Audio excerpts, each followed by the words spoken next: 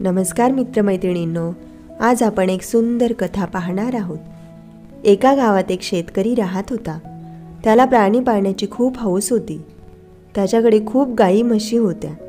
तो त्या गाई म्हशींचे दूध विकून आपली उपजीविका चालवत असे।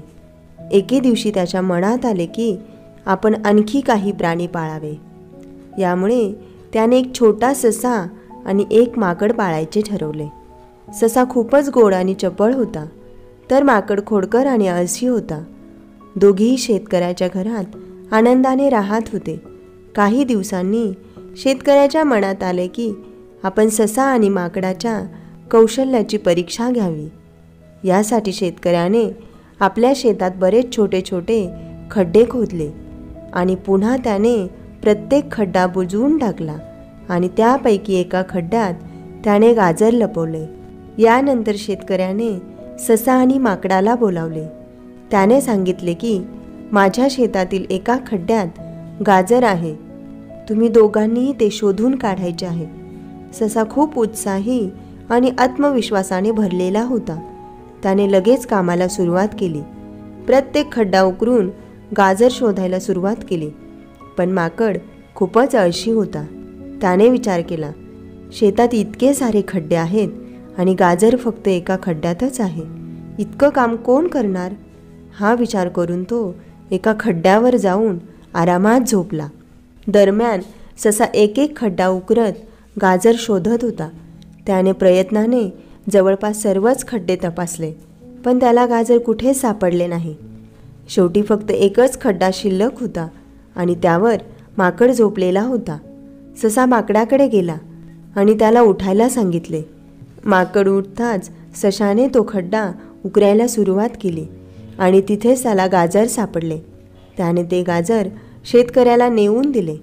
ते पाहून माकड चकित झाला।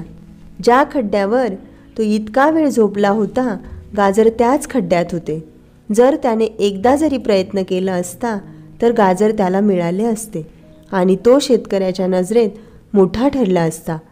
माकडाला आता आपल्या आळशीपणाची आणि नकारात्मकतेची खूप खंत वाटली।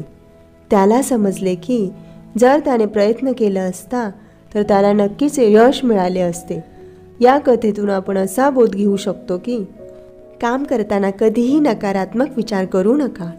माकडाने जसा विचार केला तसा विचार आपल्याला थांबवतो। शेतातील खड्ड्याप्रमाणे कामे मोठी दिसू शकतात, पण त्यांना मोठं करून न बघता आपण प्रयत्न करायला हवेत। कोणत्याही कामात यशस्वी होण्यासाठी किमान प्रयत्न तर करावेच लागतात।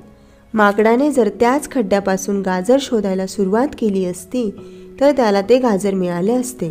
आपण प्रयत्न न करता यशाची अपेक्षा करू शकत नाहीत। मेहनत घेतल्याशिवाय कधीही यश मिळत नाही। हे 2025, 30 किंवा 32 मध्येही येऊ शकते, पण यश तेव्हाच मिळते जेव्हा आपण सतत प्रयत्नशील राहतो आणि कधीही हार मानत नाहीत।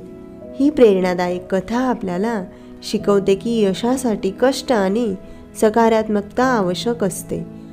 अशाच प्रेरणादायी कथा ऐकण्यासाठी आपल्या चॅनलला सबस्क्राईब करायला विसरू नका आणि ही कथा तुम्हाला कशी वाटली हे नक्की कमेंट्समध्ये कळवा। धन्यवाद।